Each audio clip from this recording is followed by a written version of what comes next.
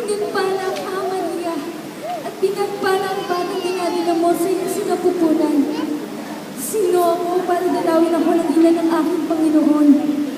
Mapalad ka, Maria, dahil nanalig kang matutupad sa iyo ang pinapasabi sa iyo ng Panginoon.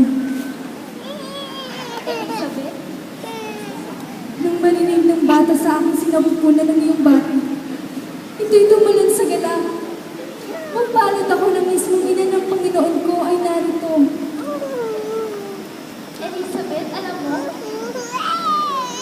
kahit mahirap paniwalaan, nananalig pa rin ako sa mga sinabi ng anghel tungkol sa magiging kapalaran ko. At isa na rito ang pagbalita sa akin na ikaw raw ay nagdadalang tao. Hinarapan kitang tulungan dahil alam mo kailangan ng tulong.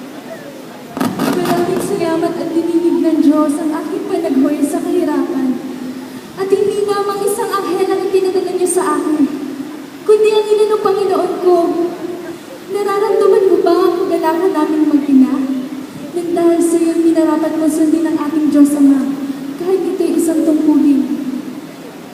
Oo, Elizabeth, nararamdaman mo ang kaibang kagalakan. Puso ko'y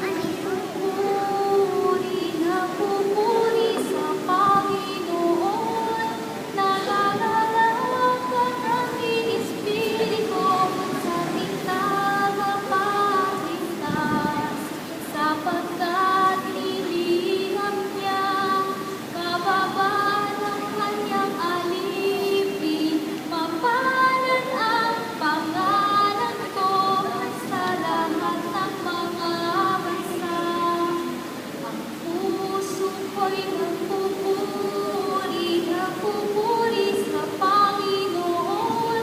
Nangangalak ang aking espiritu sa ating tagapagligtas. Elizabeth, Maria, halika na para makapagpahinga ka na.